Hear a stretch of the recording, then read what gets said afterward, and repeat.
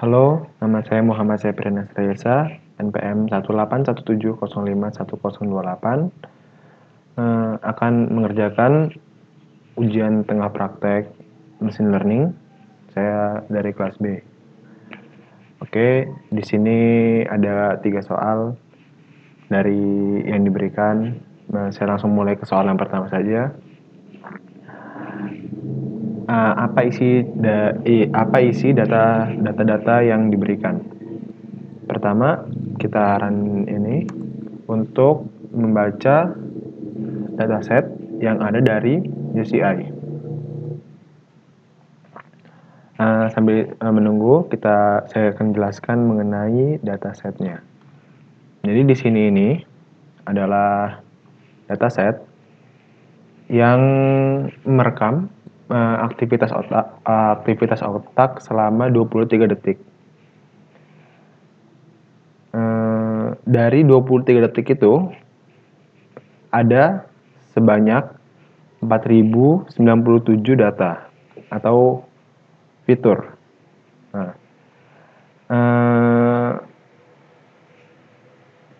jadi di sini juga kita memiliki 500 individu yang direkam selama 23 detik menghasilkan 4097 data untuk setiap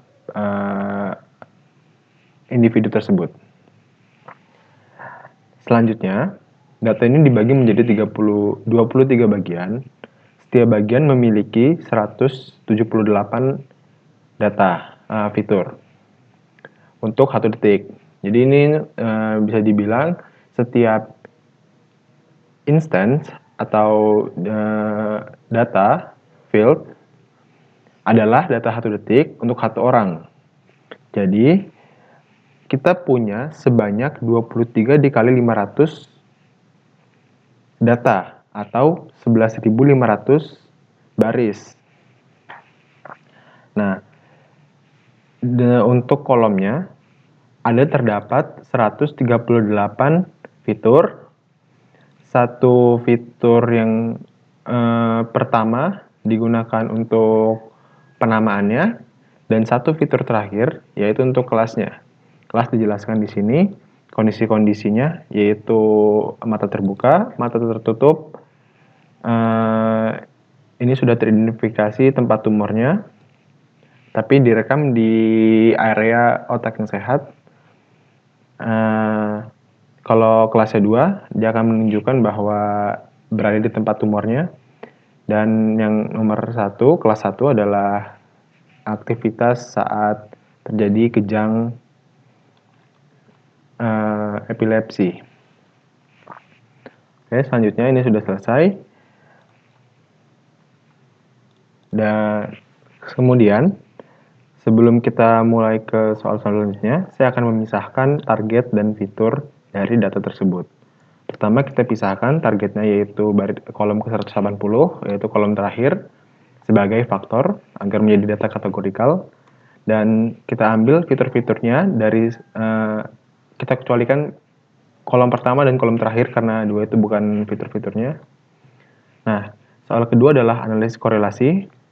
Dalam analisis korelasi, saya membutuhkan library caret. Ini digunakan untuk membuang atribut-atribut atau fitur-fitur yang memiliki korelasi yang tinggi. Di sini saya batasi tidak boleh ada fitur yang memiliki korelasi lebih dari 0,9. Oke. Jadi di sini ada 152 fitur yang memiliki korelasi yang sangat tinggi.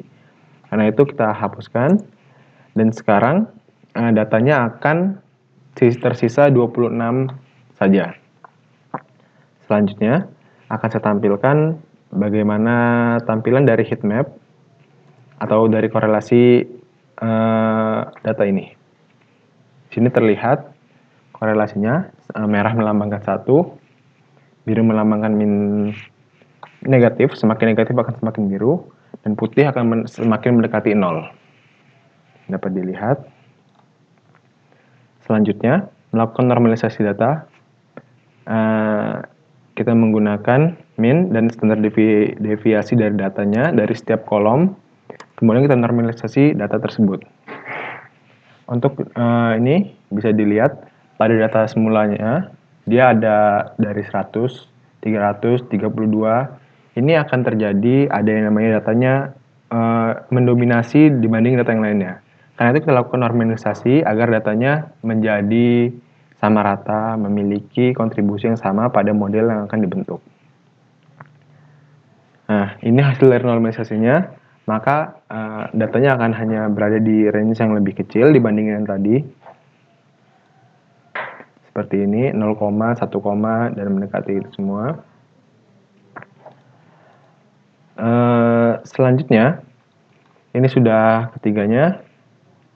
Sekarang ke nomor 2, yaitu melakukan clustering, yaitu menggunakan partitional dan hierarchical. Pertama, kita diminta untuk menganalisis matrix distance data.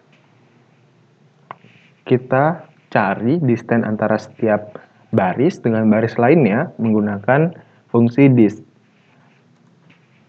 Karena di sini memiliki datanya terdapat 1500 baris, maka besar dari matriks distance ini akan tercipta 1500 pangkat 2. Di sini tidak akan saya jalankan baris ke-42 karena tidak keterbatasan kemampuan komputernya akan menyebabkan lag. Nah, itu kita akan lewati. Di sini hanya akan menampilkan distance dari setiap instance yang ada. Selanjutnya ke bagian soal nomor 2 poin B, poin kedua. Saya akan membentuk model K-means dengan 5 cluster. Selanjutnya akan kita gambarkan klasternya. Ini adalah gambar dari klaster yang sudah dibuat hasil dari K-means tersebut. Mengapa bentuknya tidak beraturan seperti ini? Di sini fitur yang digunakan adalah hanya fitur X1 dan X15. Sementara ada 26 fitur yang tersisa. Untuk memvisualisasikan sebuah data dengan 26 fitur akan sangat sulit. Bahkan untuk 3 dimensi, dimensi di atas 3 aja sudah cukup sulit. Sementara ini ada 26. Karena itu hanya akan menggunakan 2 dimensi saja dan hasilnya akan terlihat seperti ini. Terdapat perbedaan warna-warna yang melambangkan perbedaan klasternya. Selanjutnya, melakukan elbow graphic analysis. Tujuan ini adalah melihat klaster mana yang terbaik. Di sini ada pembagian menjadi 5 klaster. Dan terlihat di sini memang klaster 5 yang paling menurun grafiknya, karena itu kita pilih menjadi 5 klaster saja. Selanjutnya, kita membuat clustering hierarchical berdasarkan distance object yang tadi sudah dibuat. Oke, di sini proses pembuatannya.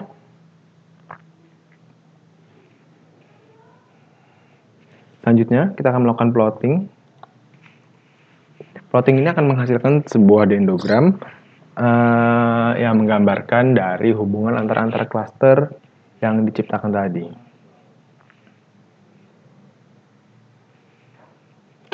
Karena datanya terlalu banyak, ini akan memakan waktu.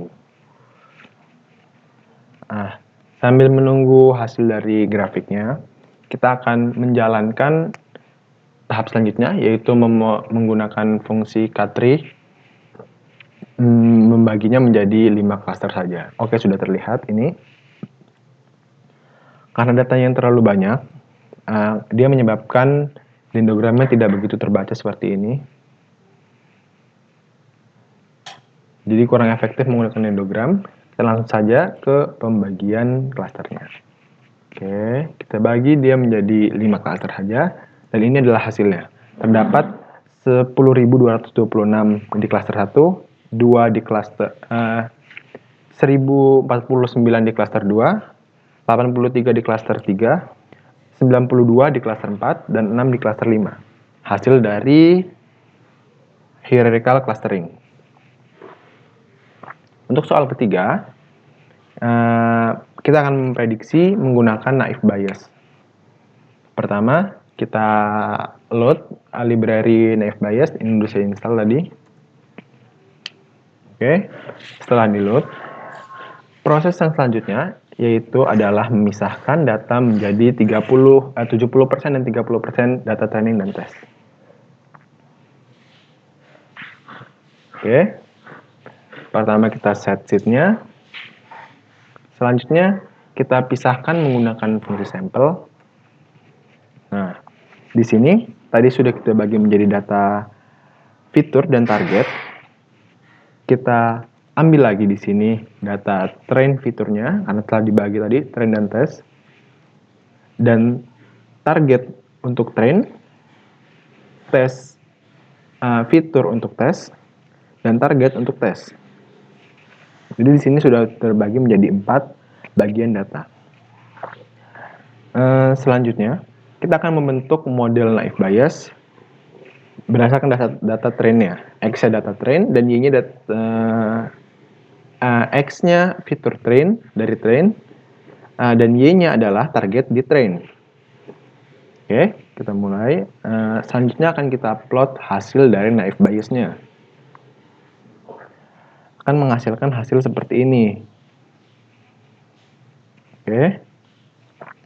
Selanjutnya, kita coba melakukan prediksi berdasarkan data training yang ada. Pertama kita menggunakan fungsi predict. Ini model naive Bayes yang sudah dibuat. Dan ini fitur-fitur yang akan diprediksi ke apa hasilnya nanti. Jadi kita mulai. P1 adalah hasil dari prediksinya. Kemudian akan kita tampilkan di sini tabelnya dari P1 dan train target atau data yang sesungguhnya. Di sini dapat diperhatikan bahwa 1 hasil dari P1 dan 1 dari hasil train target adalah 1294.